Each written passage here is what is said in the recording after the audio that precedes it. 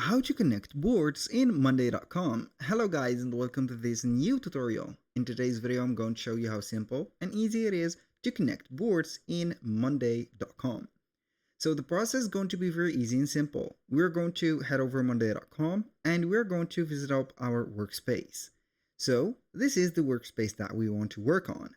So I'm going to select one of the boards that I have. As you can see, I have multiple boards and a dashboard. Now we're going to head over the left or the right side of the screen and we're going to see where we are going to have an empty column. So I'm going to add a new column. From this column, we're going to head over to the super useful columns and click on connect. So this is going to be connecting boards. So now we're going to select the boards by clicking on the board or the empty, for example here, column. Click on start or connect. We're going to choose the boards that we want to connect together. As you can see, it is going to be only showing up boards. I'm going to select this, and that. 3 boards together. You can go ahead and connect boards directly like this or create a two-way connection. This two-way connection is going to be connecting items in one board, and also it is going to automatically connect the other boards as well.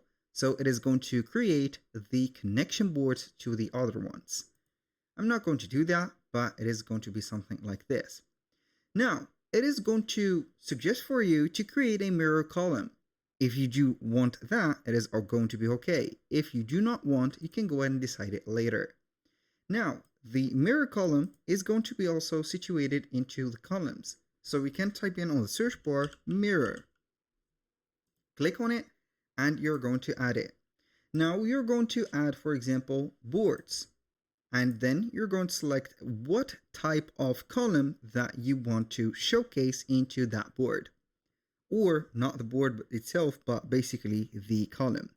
Maybe I'm going to select a status column. The attendance sheet is going to be, for example, a day. Let's say here group, I don't know.